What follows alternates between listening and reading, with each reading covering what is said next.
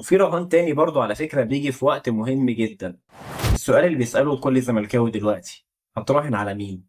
رهانك على مين الماتش الجاي؟ هتراهن على الشاب البرازيلي اللي بيقدر يعمل كل حاجة في الملعب وبيقدم كل نقطة عرق عنده في الملعب ونفسه فعلا انه ياخد كل بطولة مع نادي الزمالك، ولكن لو اتقفلت عليه الدنيا كل حاجة عندك وقفت، تلات ارباع امكانياتك اتعطلت لو خوان بتزيرة اتعطل.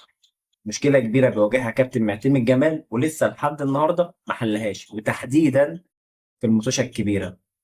تحديدا في المطوشة الكبيرة لحد الآن ما شفناش مثلا كابتن معتمد لما اخوان بيتقفل عليه الدنيا وبيتعمل عليه الكماشة ما بيقدرش ان هو يجيب لاعب تاني يفتح له مساحة او يسرق له كام لاعب بحيث ان اللاعب ده يقدر يتحرك بحرية، او حتى يوجه اللاعب لتعليمات معينة يقدر منها اللاعب يخلق مساحة تاني لنفسه. لحد النهاردة كابتن معتمد جمال في الحتة دي مش احسن حاجة.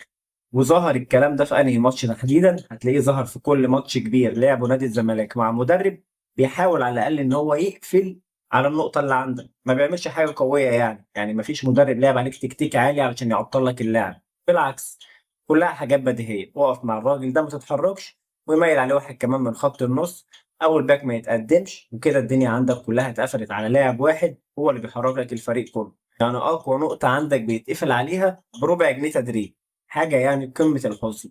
ولكن خلينا متفقين ان اللاعب بيحاول يطلع كل اللي عنده، ويمكن يكون هو نقطه فوز كبيره جدا لنادي الزمالك ان شاء الله الفتره اللي جايه.